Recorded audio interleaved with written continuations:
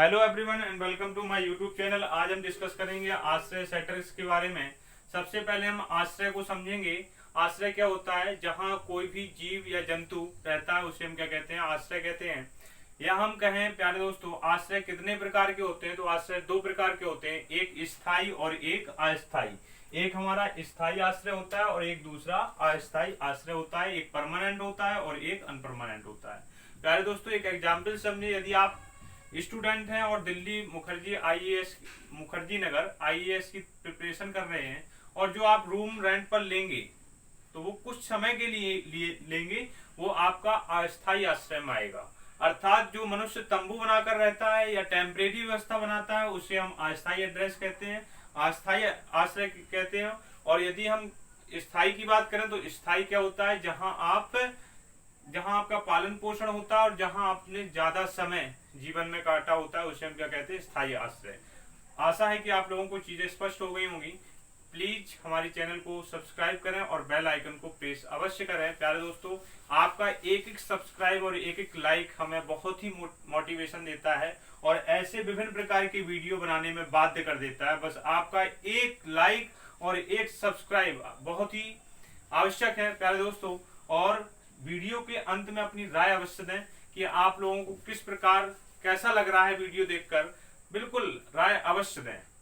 अब हम आगे बढ़ते हैं। मनुष्य के आश्रय दो प्रकार के होते हैं, एक स्थायी आश्रय और एक अस्थायी। स्थायी आश्रय में मनुष्य का घर हो जाएगा जिसमें मनुष्य रहता है, और अस्थायी में तंबू बनाकर वो क्या हो जाएगा?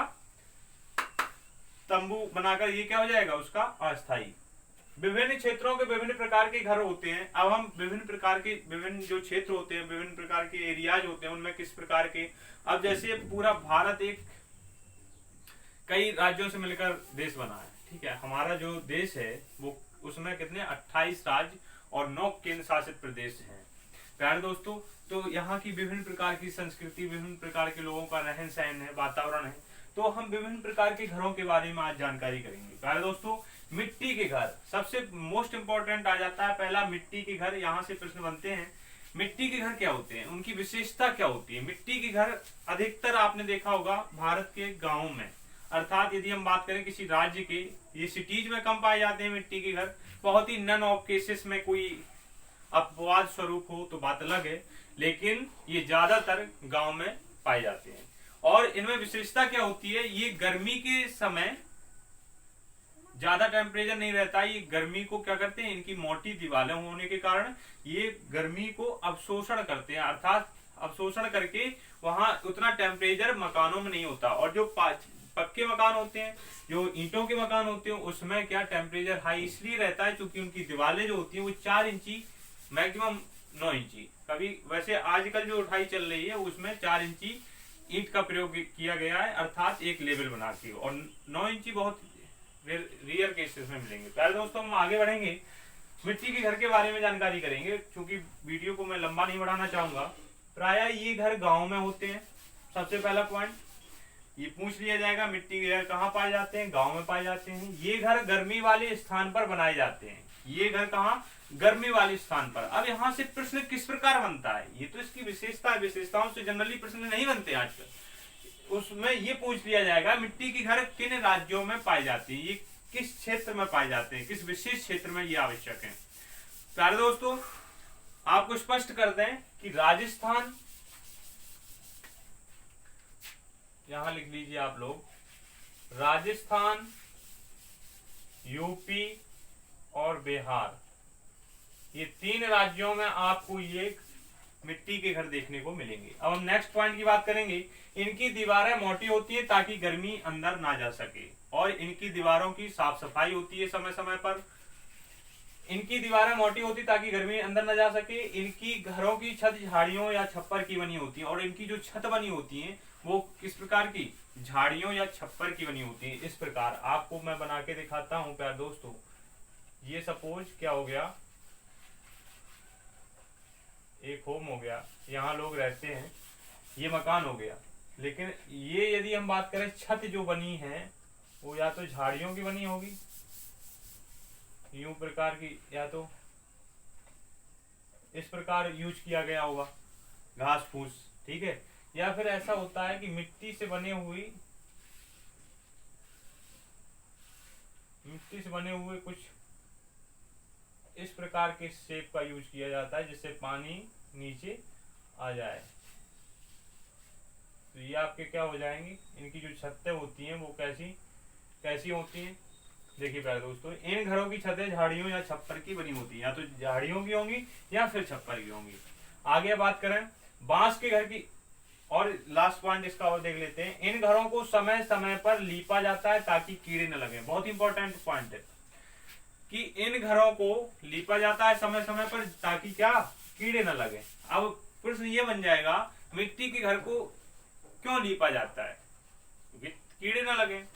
अब प्रश्न ये भी बन सकता है यहाँ से मिट्टी के घर के, कि मिट्टी के घर किन विशेष क्षेत्र में पाए जाते हैं। तो आपका ऑप्शन ये रहेगा राजस्थान, यूपी और बिहार।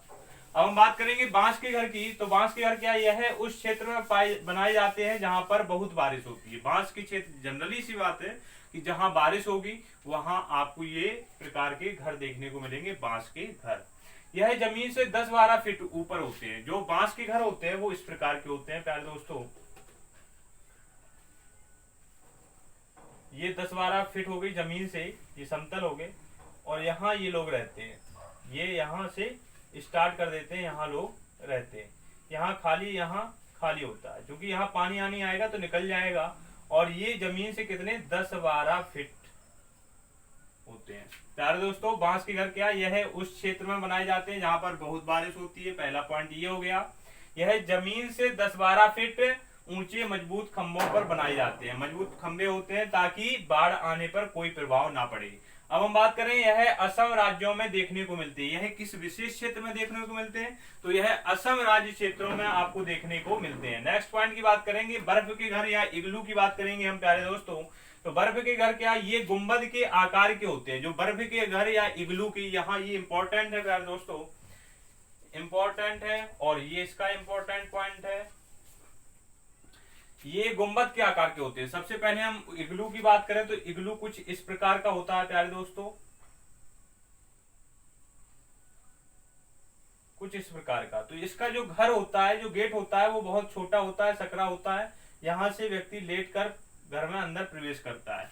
और इग्लू जो होता है प्यारे दोस्तों, इसमें आपको बता दें, जो इग्लू होता है, तो इग्लू जो होता है उसमें क्या होता है कि जो तापमान होता है अंदर का, वो बाहर के तापमान से अधिक होता है। वो कैसे होता है प्यारे दोस्तों, जो जानवरों की चर्बी होती है, चर्बी को दीपक में जलाते हैं, जिससे क्या अंदर तापमान जो होता है वो सामान्य हो जाता है। बात करेंगे, यह मुख्यतः कनाडा के मध्य आर्कटिक ग्रीनलैंड के क्षेत्र में पाए जाते हैं। जो बर्फ के घर, इग्लू के घर होते हैं, उन्हें हम ग्रीनलैंड में देखने को मिलते हैं प्यारे दोस्तों। और इन घरों को एस्किमो, ये इंपॉर्टेंट पॉइंट है, ये कई बार पूछा गया एग्जाम में। यह एस्किमो शिकारियों का अस्थायी निवास होता है। यदि हम बात करें, ये किन निवासियों का होता है, एस्किमो शिकारियों का स्थायी निवास होता है। पत्थर के घर, इस प्रकार के घर पहाड़ी इलाकों में बनाए जाते हैं। पत्थर के घर जो होते हैं ये पहाड़ी इलाकों में बनाए जाते हैं प्यारे दोस्तों, और जहां पर वर्षा और बर्फबारी होती है। जो पत्थर के घर होते हैं वो क्या, जहां भारी वर्षा होती है वहां क्या, पहाड़ी इलाकों में ये बनाए जाते हैं। आगे हम बात करेंगे, इन छतों की दीवारें ढलवा होती हैं जिससे बारिश और बर्फ का पानी नीचे गिर जाए। इन जो दीवारें होती हैं, जो छतें होती हैं, वो ढलवा आकार की होती हैं, जिससे ढलान होती है। अर्थात हम बात करें, हल्की सी ढलान होती है जिससे बारिश का पानी ये क्या हो जाए, नीचे आ जाए। और नेक्स्ट पॉइंट की बात करें तो ये जो पत्थर के घर आपको देखने को मिलेंगे, वो लद्दाख के लोग अपनी घरों की छतों का प्रयोग फसल और सब्जी उगाने के लिए करते हैं। और लद्दाख की जो लोग होती है, लद्दाख विशेष क्षेत्र में देखने को मिलेंगे, और वो लोग क्या करते हैं कि अपने मतलब घरों की छतों को ऊपर सब्जी उगाने के लिए उपयोग करते हैं। इस प्रकार के घर जम्मू कश्मीर तथा हिमाचल प्रदेश में, ये विशेष क्षेत्र जम्मू कश्मीर लद्दाख क्षेत्र हो गया आपका, और हिमाचल प्रदेश में देखने को मिलते हैं। किसके, कौन से, पत्थर के घर। अब हाउस बोटों की बात करेंगे प्यारे दोस्तों। हाउस बोटों में क्या हो जाएगा, यह पर्यटकों के लिए बहुत ही महत्वपूर्ण है, क्योंकि जो हाउस बोटें होती हैं, अब हम आपको बात करते हैं हाउस बोटें। हाउस बोटें क्या होती है, पर्यटकों के लिए बहुत ही विशेष होती हैं। और इन बोटों में जो बोटें होती है, बोट पर मकान बना दिए जाते हैं, और ये पर्यटकों को लुभाने के लिए, उनके दिल को जीतने के लिए लकड़ी पर नक्काशी की जाती है, बहुत ही अच्छी, जो आपको आपके मन को मोह ले। इस प्रकार आपको ये विशेष क्षेत्र में देखने को मिलेगा जम्मू कश्मीर में। यह पर्यटकों के लिए होते हैं। इन घरों की छत पर अंदर से नक्काशीदार बनाया जाता है। नक्काशी को डिजाइन या खत्म बंद कहते हैं। अब प्रश्न ये बन जाता है, इंपॉर्टेंट है कि नक्काशी को क्या कहते हैं, तो खत्म बंद कहते हैं। लकड़ी पर जो नक्काशी की जाती है उसको हम खत्म बंद कहते हैं। यह 80 फीट तक लंबे होते हैं और इनकी जो लंबाई होती है हाउस बोट की वो 80 फीट तक लंबे होते हैं। यह कश्मीर तथा केरल में पर्यटकों के लिए प्रयोग किए जाते हैं। कश्मीर और केरल में 2 जगह प्रयोग किए जाते हैं पर्यटकों के लिए। डोंगे की बात करेंगे प्यारे दोस्तों। डोंगे क्या होता है, बिना नक्काशी वाले हाउस बोट। जो अब डोंगे हाउस बोट तो हो गया आपको पर्यटकों को लिवाने के लिए, लेकिन जो डोंगे होती है वो क्या, जहां वहां के स्थानीय निवासी उस पर रहते हैं, उसमें कोई नक्काशी नहीं होती है, वो सामान्य होते हैं प्यारे दोस्तों। बिना नक्काशी वाले हाउस बोट होते हैं। यह झेलम नदी तथा डल झील में देखने को मिल जाते हैं। इसमें स्थानीय लोग रहते हैं। ये डोंगे हो गए। अब हम बात करेंगे महल या हवेली या किले की। तो इसका निर्माण राजा महाराजा जमींदार लोग करवाते थे और वह बहुत विशाल होते थे। जो महल हवेली होते थे वो बहुत ही विशाल होते थे। इसमें बहुत कमरे होते हैं। जो महल हवेली होते थे जो राजा महाराजा अपनी सुविधा के अनुसार बनवाते थे, उसमें विभिन्न प्रकार के संगमरमर पत्थर का उपयोग करके बनवाते थे, जिससे वो अपने आप को अनुकूलित उसमें महसूस कर सके। इनमें खूबसूरत पत्थरों का प्रयोग किया जाता था। जो महल हवेली आपने देखे होंगे विभिन्न प्रकार के राजा, जैसे आपने जयपुर जोधपुर वगैरह में किले देखने को, आगरा के किला, ये विभिन्न प्रकार के अच्छे सुंदरों पत्थर का उपयोग किया जाता है। ताजमहल में देखिए आप कितना वीआईपी संगमरमर का उपयोग हुआ है। टेंट्स की बात करेंगे प्यारे दोस्तों। टेंट्स क्या होता है, टेंट्स यह लोगों का अस्थायी निवास होता है। टेंट्स की बात करें तो यह लोगों का अस्थायी निवास होता है। यह प्लास्टिक और कपड़ों के बने होते हैं। जो टेंट्स बने होते हैं वो प्लास्टिक और कपड़ों के बने होते हैं।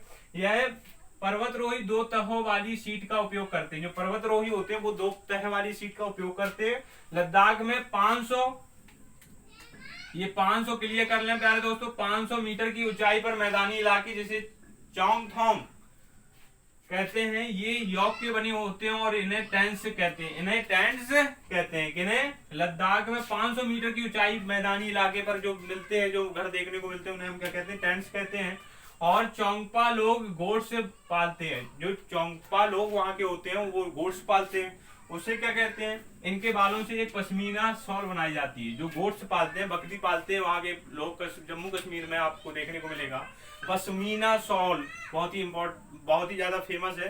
पूछ लिया जाता है कि जो वहां के लोग हैं, लद्दाख साइड के लोग हैं, वो जो बकरी पालते हैं उसका क्या बनाते हैं, कैसे उपयोग करते हैं, तो उसका ऊन का क्या बनाया जाता है, पश्मीना शॉल बनाया जाता है, जो सर्दियों के लिए बहुत ही आरामदायक होते हैं प्यारे दोस्तों। और ये बहुत ही प्रसिद्ध भी है वहां का, ये पश्मीना शॉल बहुत ही इंपॉर्टेंट है। बात करेंगे कुछ जीव और आश्रयों को हम एक लाइन में समझेंगे, बहुत इंपॉर्टेंट है। यहाँ से प्रश्न बने हैं प्यारे दोस्तों। जैसे पूछ लिया जाएगा जनरल कि शेर कहाँ रहता है, शेर मान में रहता है। अब अस्तबल पूछ लिया जाएगा तो आप क्या बताएंगे, क्योंकि जानकारी नहीं रहेगी। अस्तबल क्या, घोड़े या गधे के लिए उपयोग किया गया आश्रय, उसे हम अस्तबल कहते हैं। बात करते हैं कुछ इंपॉर्टेंट। शेर को मांद आश्रय होगा शेर का, वहीं बिल्ली का पिंजरा हो जाएगा। हाथी का जंगल, हाथी जंगल में रहता है। घोड़ा अस्तबल और गधा भी आपका कहाँ, घोड़ा के बाद देखिए गधा भी अस्तबल। लेकिन चूहा बिल में, सुअर सुकरशाला, सुअर की सुअरशाला नहीं होगी, सुकरशाला, कहीं सुअरशाला भी मिल जाए तो सुअरशाला भी हो जाएगी। गधा का अस्तबल। और सांप बिल में रहता है प्यारे दोस्तों।